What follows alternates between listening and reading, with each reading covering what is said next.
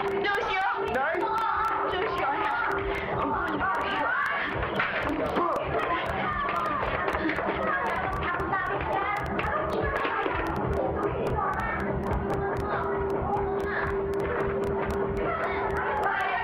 May kinig, Senyora. Nakita na po si Senyorita Miguel. Nasaan si Miguel? Nasa baba ko. Tumutulong magkalaman. Salamat. Ang Dolorosa, si San Ramon na kulong sa kapilya. Ngayon din. Dios te salve María, llena eres de gracia, el Señor es contigo, bendita tú eres.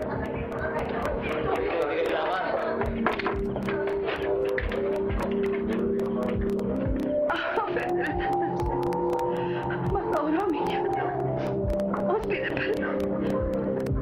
Señor.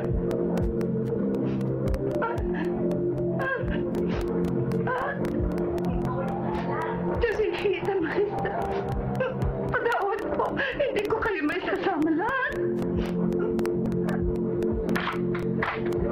Anong ginagawa mo dito? Nasa iba ba yung trabaho? Ha?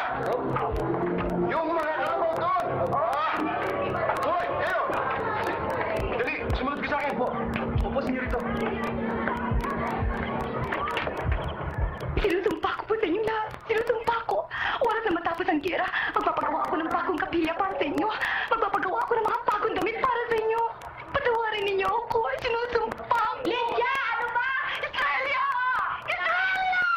Nandiyan ka pa na Lydia, tumawag ka pa rin ba mga kapay? Ibaw ninyo ang mga... Tapos ilagay ninyo ng... Lydia, ibaw ninyo ng malalim. Ilagay ninyo ng mga sako. Naintindihan ba? Lydia! Naintindihan mo?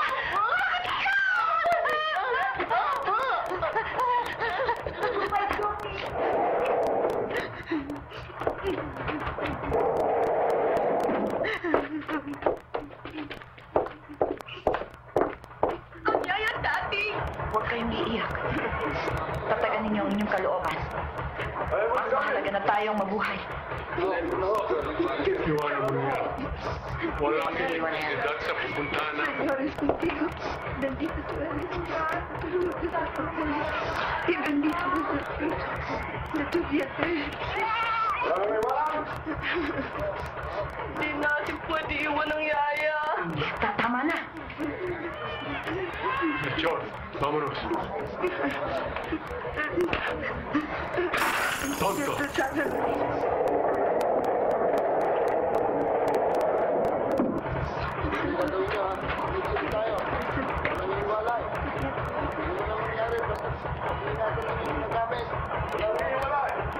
Don Claudio, alalayan ha? Oo, diritintay.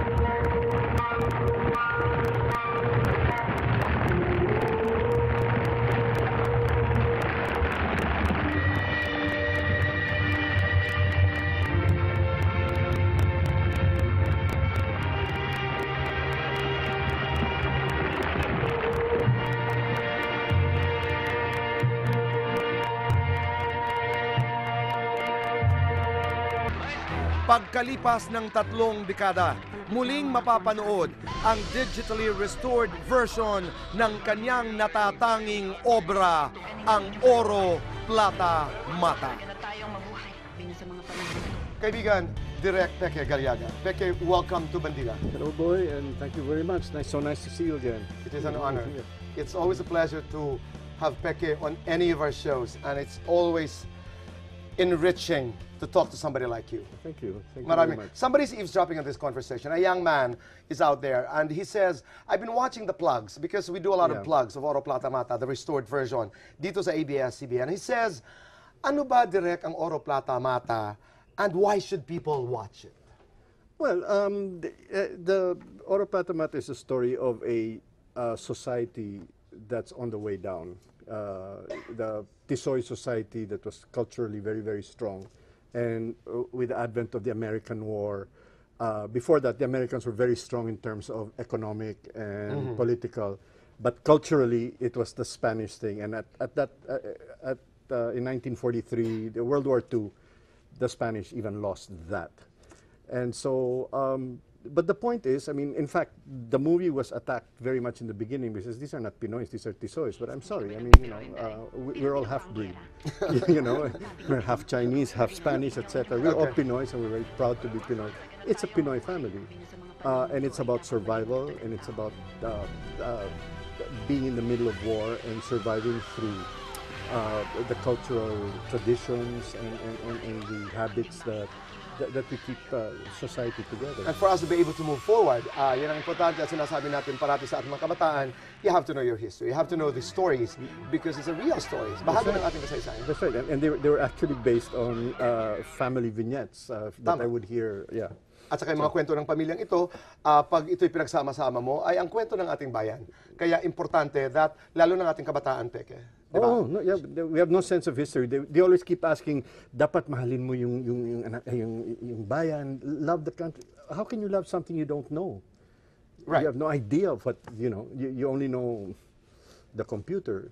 Tama. And moving forward is a phrase that you hear very often, but you can only move forward if you appreciate your present. And to be able to do that, I learned this from teachers like you. You have to be able to appreciate where the whole country and the whole and people are coming from. Where we come from, that's right. That's Totoo right. yan. And when people say, bakit timeless, bakit relevant, magpahanggang ngayon, ang Oro Plata Mata, ito yung mga dahilan. Well, my theme in many movies is that many times in times of conflict, in all of Oro Plata Mata, you see one Japanese soldier, which Ronnie Lazaro destroys, and about 5 dead Japanese soldiers.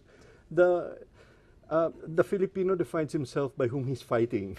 And if they have nobody outside to fight, like the Americans or the Japanese, they fight each other. We are our own worst enemy, kumbaga, no? So, Madalas natin naririnig yan. Oh. Okay, and the movie, Peke, is still showing until tomorrow, I think, but this will be available on DVDs. yes, they're coming out on DVDs. They're wonderful restoration. Galing, no? Amazing. Oh, yeah. Ang galing talaga. Iba yung feeling, nakaka-high. Kasi every time napapanood mo halimbawa sa telebisyon na restored yung Oro Plata Mata, at saka yung feel, yung vibe na, wow! Oh, nga. And then, for example, this golden lighting of Rodi Lakap, no? They've really brought it back in, yeah. Okay, Peke, 30 years in the business. Mula Oro Plata Mata, doon na lang tayo mag-umpisa dahil sabi ko nga, when we talked about your filmography, it took us like 4 hours. That's right, yeah. Mula Oro Plata Mata hanggang sa Seduction, kumusta yung paglalakbay na yon? I mean, if you can just mention some of the highs and lows of this journey. Well, the highs, for example, is when we moved over to children's cinema, which I think critics don't pay attention to. Magic Temple and Magic Kingdom and Once Upon a Time, where we really tried to bring in a Pinoy consciousness sa design. So indie Hollywood, indie Walt Disney ang design, ang itsura, etc. And that was so well taken. Up to now, people still remember Magic Temple and everything. That's always been a high for me. People even sing the songs. That's right. Yeah. So, and you like that? Oh, of course. Of course. I mean, and if you were to talk about the lows. One of our biggest flops was Kid Wag Kang Susuko with Richard Gomez. But si Douglas Quijano said, your big problem is that the Contrabida, because it was mano a mano fighting, we had very good fight scenes, but your contrabida was Mark Hill. He was small. He was shorter than Richard. So what kind of drama do you have? And you know, he was right.